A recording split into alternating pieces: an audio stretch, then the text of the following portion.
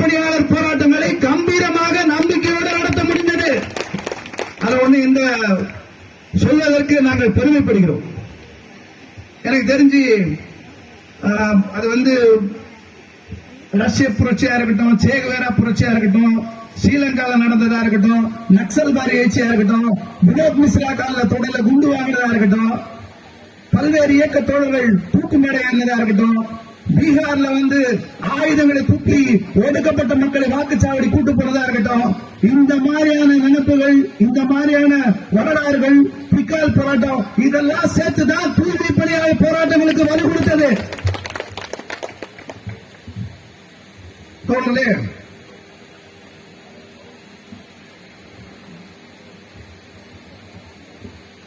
இங்க ஸ்ரீபெரும்புத்தூர்ல இந்த அலுவலகம் அமைஞ்சிருக்குன்னா, இனி தூய்மை பணியாளர் இருக்குன்னா, இந்த போராட்டங்களோட சேரணும்னா மதர்சனா இருக்கட்டும், சான்மீனாவா இருக்கட்டும், இன்னைக்கு தூய்மை பணியாளர் இருக்கட்டும், எனக்கு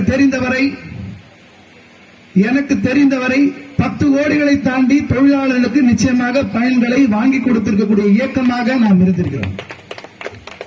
மதர்சனா இருக்கட்டும், சான்மீனா இருக்கட்டும், தூய்மை பணியாளர் 3 கோடி வந்துச்சு, இன்னொரு 1.5 கோடிக்கு மேல பாக்கி இருக்கு. அப்படின்னா மக்களுக்கு எல்லாத்தையும் பெற்று தருவது, உழைக்கும் மக்களுக்கு நம்பிக்கை உருவாக்குது. இதுதான் நம்ம தலையாய நோக்கம். கடுமையான வெயில பல்வேறு சூழல் அதெல்லாம் தாண்டி நீ கூட்டம் நடத்தணும், மார்ச் 8 முடிவு எடுக்கணும். தோல் நம்பிக்கையோட வர்றாங்க, பஸ்ல ஏறி வர்றாங்க, தூக்க கலக்கம் எல்லாம் இருக்கும். அதெல்லாம் தாண்டி ஒண்ணு சேர்ந்து நிக்கிறதுக்கு ஒரு விஷயம் இருக்குல்ல, ஒண்ணு சேர்ந்து உழைக்கும் மக்களுடைய நம்பிக்கை முன்னேற்றம். அவ்வளவுதான். இந்த கான்செப்ட்ல தான் நம்ம எல்லாருமே சேர்ந்து இங்க ஒன்னா இருக்கோம். இன்னைக்கு தமிழ்நாட்டை பொறுத்த வரைக்கும் ஒருத்தர் 1000 ரூபாயில இருந்து 1000 ரூபாய் அறிவிப்பு கொடுத்தார், நான் அடுத்து வந்தான். இன்னொருத்தர் 2000 ரூபாய் அறிவிச்சார். 2000 ரூபாய் அறிவிச்ச உடனே டக்குன்னு 5000 ரூபாய் கொடுத்துட்டார். அடுத்து நாங்க வந்தா 2000 ரூபாய் இருக்குன்னு சொன்னார். இன்னொருத்தர் நேத்து தான் 2500 ரூபாய்னு வச்சிருக்காரு. 1000, 2000, 2500 பேசினே இருக்கும்போது சைட்ல கேஸ் 60 ரூபாய் ஏத்தியாச்சு. கேஸ் தூக்கி 60 ரூபாய் ஏத்தியாச்சு.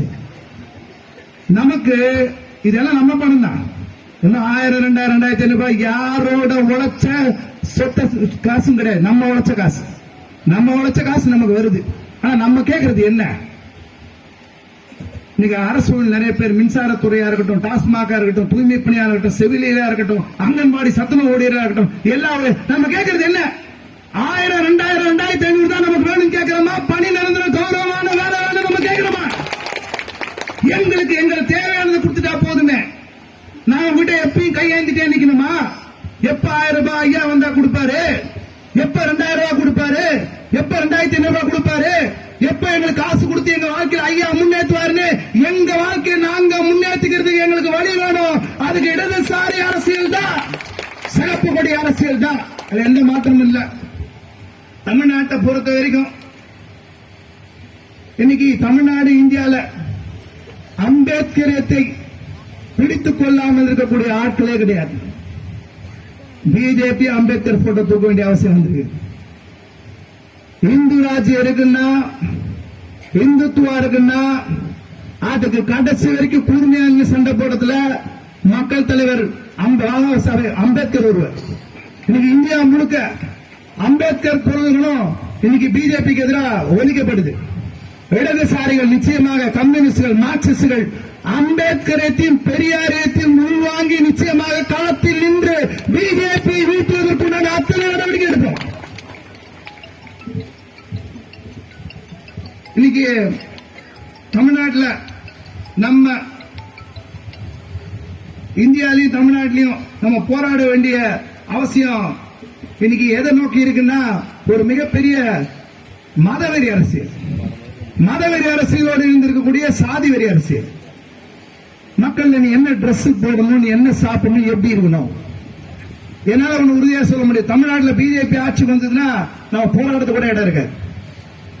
ஆனா போராட இடம் இருக்கான்னு சொல்லி பிஜேபி வந்துடும் சொல்லி உள்ளூர்